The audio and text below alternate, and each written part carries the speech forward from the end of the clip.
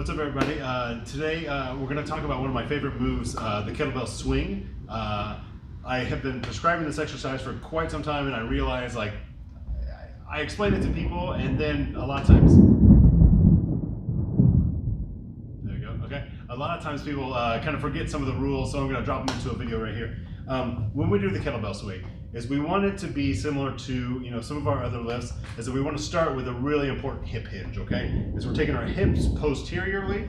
Your shins are going to stay relatively vertical in this position. My lower back doesn't really move at all throughout the whole movement, right? It's all hip hinging. Now when I'm in this position and I start the motion, what's going to propel that weight forward is what we call like violent hip extension. Hip extension is two moves. One, it's moving my leg back this way, like if I'm sprinting perhaps.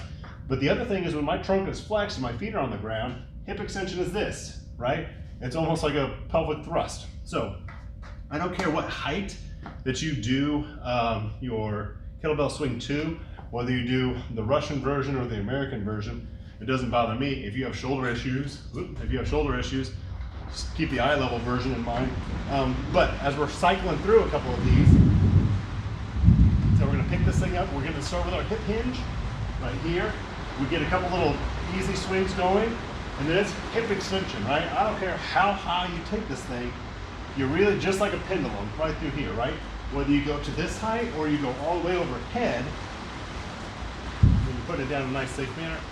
It's a kettlebell deadlift followed by some pendulum work, but it's all based on hip hinging through here. You want to keep a nice straight back and some pretty vertical shins that are going to help you move through that range. If you have questions about the kettlebell swing, please let us know. Ask about it. Don't get it wrong and hurt your back or something like that in the meantime. So until next time, Courtney Morse, Natural Wellness Physiotherapy.